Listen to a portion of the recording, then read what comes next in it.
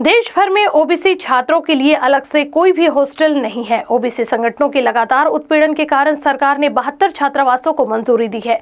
पिछले 7 साल से सरकार सिर्फ घोषणाएं ही कर रही है। हम प्रत्येक जिले में ओबीसी छात्रों के लिए अलग छात्रावास शुरू करेंगे, लेकिन आज तक सरकार ने एक भी छात्रावास शुरू नहीं किया। दरअसल ऐसा आरोप इस मौके पर लगाया गया। पिछले सत्र में भवन नहीं होने के कारण छात्रावास शुरू से ही नहीं जा पाए थे। इस सत्र में छात्रावास शुरू नहीं हो सका, जिसकी वजह से वे किराए का घर लेकर रह रहे हैं। आपको बता दें कि यहाँ भवन तो है, लेकिन फर्नीचर नहीं।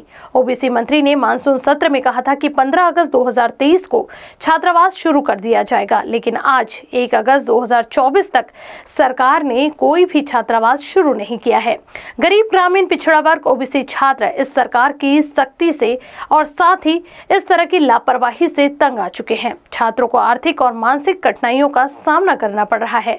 छात्रावास के अभाव में ओबीसी छात्र किराए के मकान में रहने को मजबूर है, जिस पर इस दौरान विरोध जताया गया।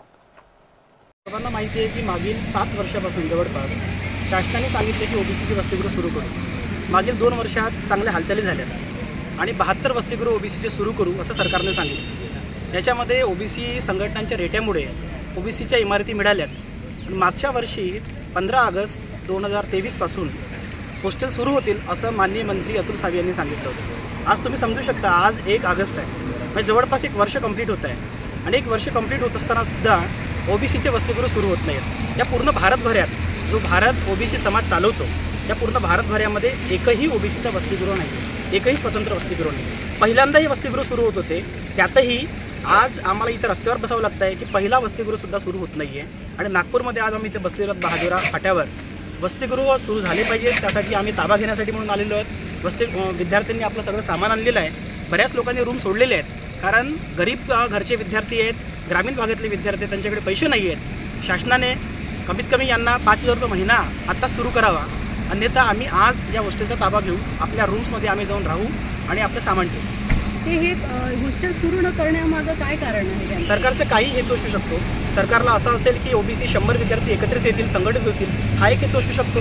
कारण सरकारकडे हजारो करोड रुपये आहेत, रोज 1000 500 करोड रुपयाचे टेंडर निघतात, परंतु वसतिगृहासाठी 72 लाख रुपये फक्त लागत आहेत एका वसतिगृह चालवायला। तुम्ही समजू शकता की 72 करोड रुपये 100 वसतिगृहाला जे लागत आहेत ते सरकारकडे नाही आहेत आणि या विद्यार्थ्यांना रस्त्यावर बसावं लागतं आहे, रूम सोडावं लागतं आहे किंवा अभ्यासापासून वंचित राहावं लागतं आहे, उच्च शिक्षणापासून वंचित राहावं लागतं आहे। आणि हा पहिला वसतिगृह शासनाने तर मोठ्या तळमळीने ओबीसी विद्यार्थ्यांचे वसतिगृह सुरू करत आहेत, मोठ्या गाजाबाजा करून सुरू करायला पाहिजेत, परंतु ही अशी स्थिती आलेली आहे की आज ऑगस्ट महिना सुरू झालेला आहे आणि विद्यार्थी सेकंड इयरचे आहेत, मागच्याच वर्षी ॲडमिशन झालेले आहेत। असं असताना आताही वसतिगृह सुरू झालेले नाहीत। पण मग वसतिगृह का बांधले? जर त्यांना सुरू करायचे नाही तर वसतिगृह बांधलेले आहेत मॅम।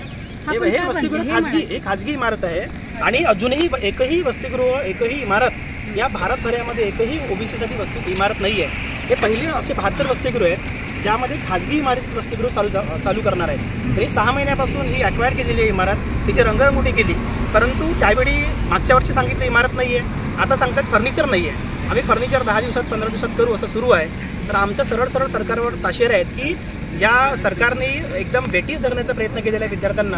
आणि असं आता समोर जाऊन इलेक्शन्स आहेत, जरी वसतिगृह सुरू झाले नाही तर इलेक्शनमध्ये पुन्हा आचारसंहिता लागेल पुढची।